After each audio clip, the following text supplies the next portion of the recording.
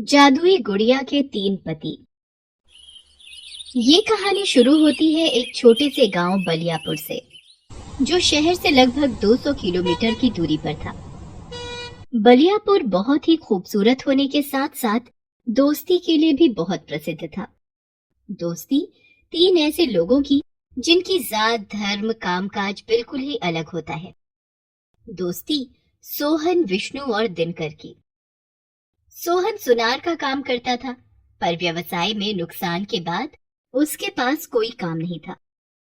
विष्णु पंडित यानी पंडिताई का काम किया करता था, पर कभी कभार पूजा पाठ के लिए गांव के लोग उसे बुला लिया करते थे, पर उससे घर नहीं चल पाता था।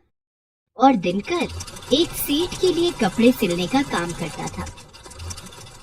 ओम भूर्भुवस्वः तत्सवितुर्वरेण्यं भर्गो देवस्य धीमहि धियो यो नः प्रचोदयात्। हो गई तुम्हारी पूजा विष्णु जी? सुनार तू आ गया? मैं तुझे ही मिलने आने वाला था। कब तक तू मुझे सुनार बुलाएगा? एक तो अब तक एक काम नहीं मिला, और तेरा मुझे सुनार कहना मुझे और चुभन देता भाई। मुझे एहसास दिलाता है कि मैं नाकारा हूं। ये ले प्रसाद। भगवान सब अच्छा करेंगे सोहन। पता है मैं तुझे क्यों इस नाम से बुलाता हूं? क्योंकि मुझे तुझ पर विश्वास है, तेरे हुनर पर। एक दिन जरूर कोई तेरी अहमियत समझेगा और तू एक बहुत उम्दा सुनहार बन जाएगा। विष्णु की बात सुनकर सोहन उसके गले से लग जाता है और कहता है, तुम दोनों के अलावा मुझे और कोई समझता ही नहीं यार। फिलहाल तो यहाँ बस मैं हूँ। तुम्हारा दूसरा दोस्त तो अपने काम पर होगा। चल उसके पास चलते हैं। सोहन और विष्णु मिलकर दिनकर के पास पहुंचते हैं, जहां दिनकर रोज की तरह पेड़ की छांव में एक चबूतरे में बैठकर सिलाई का काम कर रहा होता है। तुम्हारा कामकाज कैसा चल रहा है मेरे दोस्त? भगवान की दया और तुम दोनों का साथ सब तो है मेरे पास। क्या चाहिए फिर मुझे? बस तुम दोनों को भी एक अच्छा काम मिल जाए। ये तो इनकी दोस्ती का एक छोटा सा अंश था। बचपन से ही दिनकर, सोहन और विष्णु साथ ही रहे।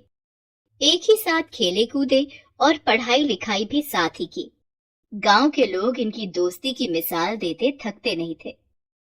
तीनों पेड़ की छांव में बैठे बातचीत कर ही रहे होते हैं कि वहां दिनकर की माँ उसके लिए नाश्ता लेकर आती है। बेटा, ऐसा कितना काम है कि तुम रात भर काम करते रहते हो।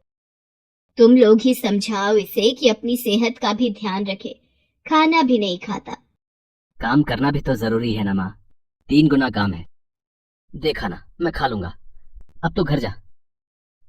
तीनों साथ में बैठकर नाश्ता कर ही रहे होते हैं कि अचानक से तमतमाता हुआ सेठ धनराज वहां आ जाता है और एक कुर्ता दिनकर के मुंह पर मारता हुआ कहता है, गलती हो गई मुझसे।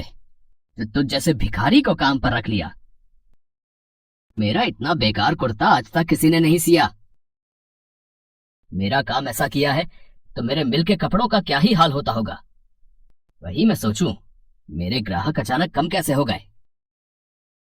नहीं नहीं सेठ जी, मैंने वही माप से कुर्ता बनाया है जैसा आपने बोला था। हाँ सेठ जी, दिनकर के काम की आज तक कोई शिकायत नहीं आई। 2 दिन से ये लगातार आपके मिल का काम कर रहा था। हो सकता है कुछ गलती हुई हो। मेरे नौकर आकर मेरी मशीन ले जाएंगे। अब मुझे तुम्हारी जरूरत नहीं। ये कहकर सेठ वहां से चला जाता है। अब क्या होगा दिनकर? तेरा घर तो तेरी कमाई से ही चलता था। पूनम की शादी भी तो होनी है। तुम जैसे होनहार लोगों को काम नहीं मिल रहा तो मुझे कौन रखेगा आप काम पर? अब तो नाम भी खराब हो गया है मेरा। अ, अ, अरे माँ, तू अभी तक यहीं पर खड़ी थी, गई नहीं? मैंने तुम सबकी बातें सुन ली है। तुम तीनों इतने होनहार हो, तुम शहर जाकर काम क्यों नहीं ढूंढते? वहां तो तुम्हें कुछ न कुछ तो मिल ही जाएगा। दिनकर की माँ की बात मानकर तीनों शहर की ओर निकल पड़ते हैं और कुछ दिनों बाद शहर पहुंचते हैं और धर्मशाला में कुछ दिनों के लिए ठहरते हैं। धर्मशाला के कमरे में अलमारी के ऊपर उन्हें एक गुड़िया दिखाई देती है। यहाँ इस गुड़िया को कौन छोड़ गया? कितनी प्यारी और कितनी सुंदर है। हाँ, सुंदर और प्यारी तो है, पर बहुत रात हो गई है।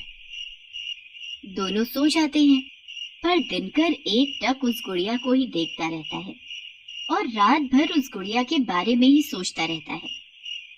क्यों ना मैं इस गुड़िया के लिए 2 जोड़ी सुंदर से कपड़े तैयार कर दूं? रात भर जागकर वो गुड़िया के लिए सुंदर कपड़े बनाता है और एक वो उसे पहना भी देता है और दूसरा जोड़ी गुड़िया के पास रख देता है। गुड़िया उन कपड़ों में और भी सुंदर लगने लगती है। अगले दिन सोहन जब उस गुड़िया को देखता है तो उसका मन भी उस गुड़िया पर मोहित हो जाता है। वो किसी परी से कम नहीं लग रही थी। अगर इस गुड़िया के पास गहने भी होते तो क्या बात होती। सोहन रात भर में सोने के आभूषण उस गुड़िया के लिए तैयार कर देता है। अब गुड़िया एक दुल्हन की तरह लग रही थी, पर उसमें अभी भी एक कमी थी। अगले दिन विष्णु गुड़िया को देखकर सोचता है, कितनी खूबसूरत है ये। अगर इसमें जान होती तो क्या बात होती। क्यों ना इसमें जान डाल दूं। विष्णु रात भर गुड़िया को मंदिर में रखकर मंत्र उच्चारण करता है और उसके प्रभाव से गुड़िया को जीवित कर देता है।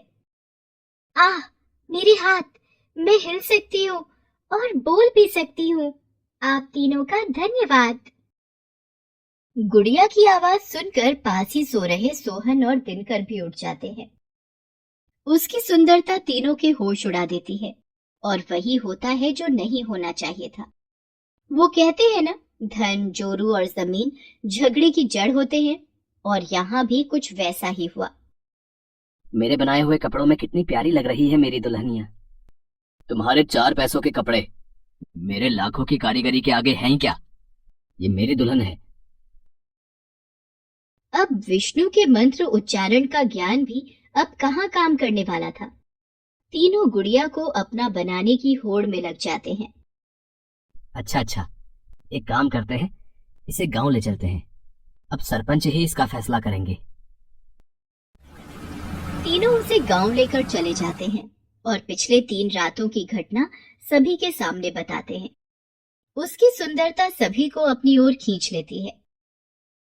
ये इन भिखारियों को इतनी सुंदर पत्नी कहाँ से मिल गई। ये सब क्या हो रहा है यहाँ। शोर मत कीजिए। ये तो अब ये लड़की ही बताएगी कि इसके मन में क्या है। कहो बेटी। सरपंच तीनों लड़कों को एक कतार में खड़ा कर देते हैं और उस लड़की को अपने पसंद के लड़के को चुनने को कहते हैं। लड़की विष्णु के पास जाकर उसके पैर छूती है और कहती है, पिताजी प्रणाम। फिर वो दिनकर के पास जाकर कहती है, भाई जी सब कुशल मंगल। और फिर सोहन को देखते ही वो शर्मा कर अंदर भाग जाती है। लड़की ने तो ढूंढ लिया अपना वर, सोहन को, पर उसने विष्णु को पिता और दिनकर को भाई क्यों कहा। लड़की को यहाँ लेकर आओ। हम जानना चाहते हैं कि उसके मन में क्या विचार चल रहा था। सभी को प्रणाम। मैं आप सभी को बताती हूँ मैंने सोहन जी को पति के रूप में क्यों स्वीकार किया। विष्णु जी ने मुझ में जान डाली, यानी मुझे जन्म दिया, तो वो इस नाते से मेरे पिता हुए। दिनकर जी ने मुझे कपड़े दिए, यानी बहन को वस्त्र दान किया, तो वो मेरे भाई हुए। और सोहन जी ने मेरे लिए आभूषण तैयार किए और मेरा श्रृंगार किया, तो उन्होंने पति होने का धर्म निभाया, इसलिए उनको मैंने पति के रूप में स्वीकार किया। मेरा निर्णय धर्मशास्त्र के अनुसार था। लड़की की समझदारी और धर्मशास्त्र के अनुसार उसका निर्णय सही था। उसकी पसंद के अनुसार उसका विवाह सोहन से करवा दिया जाता है।